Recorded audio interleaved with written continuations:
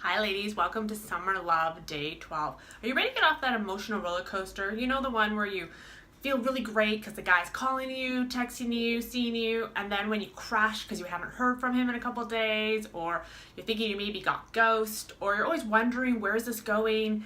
How does he like me? What does it feel? Is he on the same page as me? Well, today I'm going to give you two things to look at. While we're on that emotional roller coaster, a lot of times we're looking to men to validate how we feel. He's kind of giving us that reassurance that he's interested, which then tells us, I'm lovable, I'm likable, I'm wanted, in an unconscious way. And so we start feeling really good when we get that attention. When it starts to wean away, or he's not as frequently telling us that or indicating by his actions, we begin to question it and we start to self-doubt ourselves. So one of the things you want to start looking at is, how do we do that for ourselves? How do we start feeling good without needing the men we're dating or in relationship with to give it to us? And one of the things you can do is really look at the qualities about you. And it seems like a simple exercise, but a lot of times we forget because all of a sudden we're really relying on the guy to tell us how great we are. So this week, really think about, what are the 10 qualities or more your best girlfriends would describe you as? Let them know or tell you that you're this amazing woman. What are those? When you can start to see that in yourself, that helps to start taking the pressure off of looking for the guy to tell that to you. Not only that, when he does compliment you or give you a reassurance or tell you something, you're not going to question him. You're not going to be like, really? Are you sure? Did you really mean that? You'll actually be able to receive his compliment or his nice comment because you'll believe it to be true. The other part about this is really starting to lean back and trust yourself, starting to see your value. And what I mean by that is, rather than constantly looking to see where this is going, you start to lean and trust yourself that you're okay with the outcome. You're not attached to where it's going. Yes, of course, we all want it to have the longevity, the distance, but when we're so attached to where this date's going, this relationship's going, we get all tangled up and we bind ourselves up because we get anxious and overanalyze every action. So what you want to think about is starting to lean back and allowing the process to unfold. And part of that's called pacing.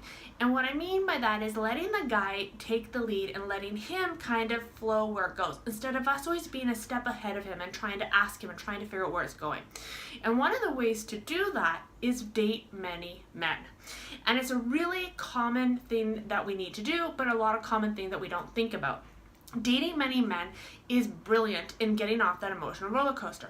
And why that's so big is because when we're putting all our attention onto that one guy and really looking for him to validate us, when he's doing it, it's great. But when he's not, that's when the questioning starts and our energy shifts. However, if you're dating other men, right, you're going out interacting with them, you're maybe talking to them at the coffee shop, you may be online, you may be being set up with a girlfriend. Anytime you're interacting with more men, your energy is now shifted. You're now able to interact with a lot and you're getting energy from all over, which helps you get so attached to that outcome where you're trying to control and you're trying to see where it's going, and you're able to lean back because you have so much else coming at you. And allows you to relax and allow the gentleman in front of you to pace and to be able to follow their lead. So two things, again, really check in with yourself, start seeing your own qualities, see how great you are as a woman, start filling up your own, what you could call love tank, right? Really acknowledging these qualities about you. And two, really look at where you can start dating more men. And you might be saying, oh my God, Nicole, you won't believe it. It's so hard just to get one date and you want me to date more than one guy.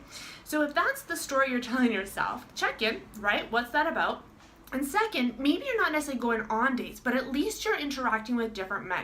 So you're aware, right? You're going into those 5 areas we've talked about in the past where you're like out and about looking at men. You might be talking to men at the corner shop, at the coffee shop. You might be going to a different seminar where there might be men, doing the things that you really love this summer. Really being aware of all your opportunities so that your energy isn't just attached to the one guy you happen to be seeing or going on a few dates with. So let me know what you think, ladies, how to get off that emotional roller coaster and see what it feels like when you can start to relax, not be attached to that outcome, and trust yourself. Talk to you soon.